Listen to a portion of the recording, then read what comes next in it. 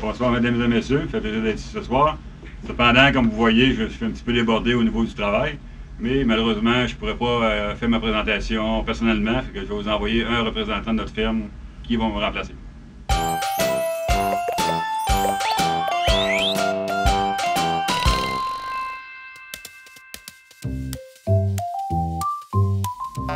La première page, vous avez le rapport des vérificateurs qui est un rapport sans réserve.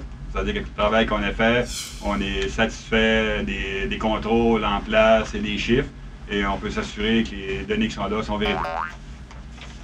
La page suivante, c'est l'état des résultats. L'état des résultats sont les revenus et les dépenses de l'organisme. On voit au bas de la page qu'on est en équilibre, il y a un petit déficit de 278 $. C'est-à-dire qu'à 278 $ sur un budget de 1,7 million, on peut dire que l'organisme est en équilibre. Au niveau des revenus, c'est sensiblement les mêmes choses au niveau des revenus.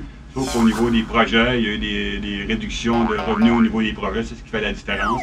Et au niveau des dépenses, c'est sensiblement les mêmes choses. On a 1 742 000 de dépenses et on avait 1 740 000 l'année dernière. Donc, grosso modo, c'est sensiblement la même chose. Et à la fin des états financiers, vous avez le détail des revenus et des dépenses. Tout à l'heure, si vous voulez jeter un coup d'œil, vous pourrez regarder et me poser des questions qui vont avec ça. Les pages suivantes, c'est des états non consolidés des différents fonds.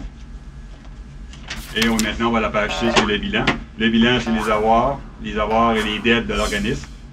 On a différents fonds. On a le fonds local d'investissement, qui est un fonds qui n'appartient pas à l'organisme. Et les autres, le fonds de fonctionnement, qui est vraiment le fonds qui appartient à l'organisme, c'est les surplus de l'organisme. Fait qu'on voit qu'en encaisse, globalement, on a 161 740 en encaisse au 31 mars. Il y a différentes épargnes qui rapportent un magnifique 0,4 d'intérêt. On a 1 250 000. Les différents débiteurs, 526 151, qui est composé principalement des intérêts à recevoir et des dettes qu'on a à recevoir des organismes pour lesquels on a fait des frais. Ici, on a des frais payés imputables au prochain exercice de 24 000 $. C'est des dépenses de l'année qui ont été payées, de l'année suivante qui ont été payées dans l'année en cours. Et les portions des prêts aux entreprises qui viennent échéantes au cours du prochain exercice, on en a pour 194 000 $. C'est que l'ACDEC, le Fonds local d'investissement, prête des sous à des organismes. C'est du prêt capital de risque. Et ces prêts-là, ils sont remboursés sur une base mensuelle. Et l'année prochaine, on va encaisser 194 000 de ces prêts-là. On a un placement de 102 000 qui est le FDEM, c'est un fonds de placement où on a 102 000 $ de placés avec d'autres organismes. On a une participation de 11 là-dedans. Maintenant, on a des prêts des participations d'entreprise. On en a pour 862 000 $ qui viennent échéance en plus qu'un an. C'est les différents prêts, comme j'ai mentionné tout à l'heure. Il y a une partie qui vient échéance à court terme. Et on a les différentes immobilisations pour 105 000. On a là-dedans l'équipement de bureau, les fournitures, les équipements informatiques et les améliorations locatives des locaux. Ça nous fait des actifs totaux de 3 228 000 $. Maintenant, au niveau des dettes, on a des fournisseurs et des frais courus.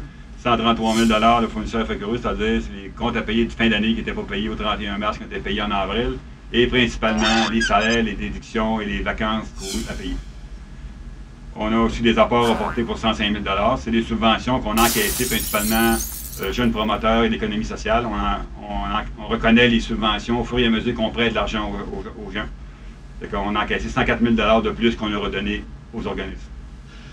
On a des dépôts, les revenus perçus d'avance pour 5 115 $. C'est des dépôts de loyer concernant les ateliers créatifs principalement. Et on a 9 711 de dettes à long terme. Cette année, on a une nouvelle dette sur les 10 000 $. Et on a 9 700 $ qui vont être payables dans l'année. Ça fait 254 159 de passifs à court terme.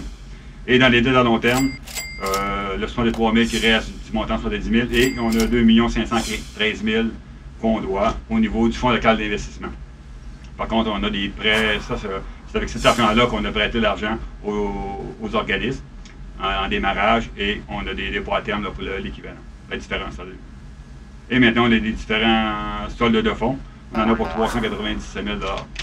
Je fais un passif de 3 228 281.